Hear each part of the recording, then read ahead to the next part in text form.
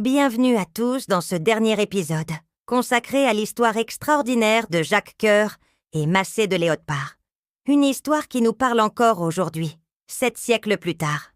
Imaginez le destin de cet homme, ce marchand devenu l'un des plus puissants du royaume, qui finit ses jours en exil.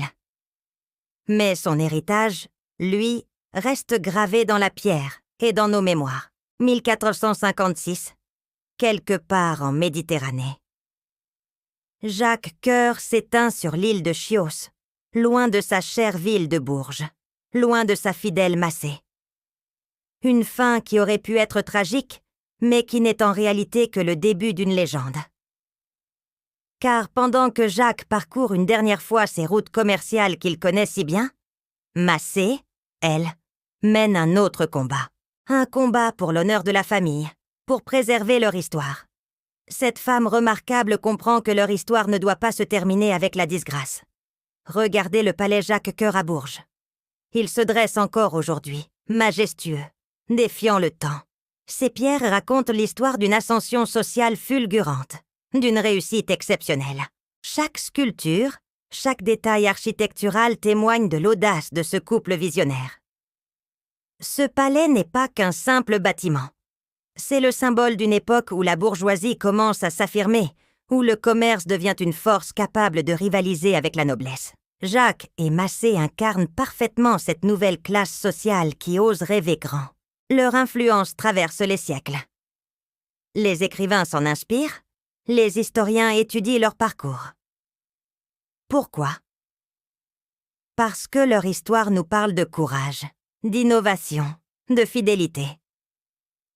Dans un monde où tout changeait déjà rapidement, ils ont su créer, entreprendre, construire. Les manuscrits de l'époque nous racontent comment ce couple a révolutionné le commerce, comment ils ont tissé des liens entre l'Orient et l'Occident. Mais ils nous racontent aussi une histoire d'amour, celle d'un couple uni dans la prospérité comme dans l'adversité. Le Bourges médiéval qu'ils ont connu a bien changé, mais leur empreinte reste visible partout. Dans les ruelles de la ville, on peut encore sentir l'esprit d'entreprise qui les animait, cette volonté de repousser les limites du possible. Leur histoire nous enseigne que la réussite n'est pas qu'une question de chance ou de privilège. C'est aussi une question d'audace, de vision, de persévérance. Jacques et Massé nous montrent qu'il est possible de construire quelque chose de grand, même quand on part de peu. Aujourd'hui, quand nous admirons leur palais, quand nous lisons leur histoire, nous ne voyons pas seulement le récit d'un marchand du XVe siècle et de son épouse. Nous voyons un modèle d'entrepreneuriat, un exemple de résilience, une leçon de vie. Leur héritage nous rappelle que chacun peut laisser sa marque dans l'histoire, à condition d'oser, d'aimer, de bâtir. Jacques et Massé nous ont montré la voie. À nous de nous en inspirer. Si cette histoire vous a passionné autant que moi, n'hésitez pas à partager cette vidéo et à vous abonner pour découvrir d'autres récits fascinants de notre histoire. À très bientôt pour de nouvelles aventures dans le temps.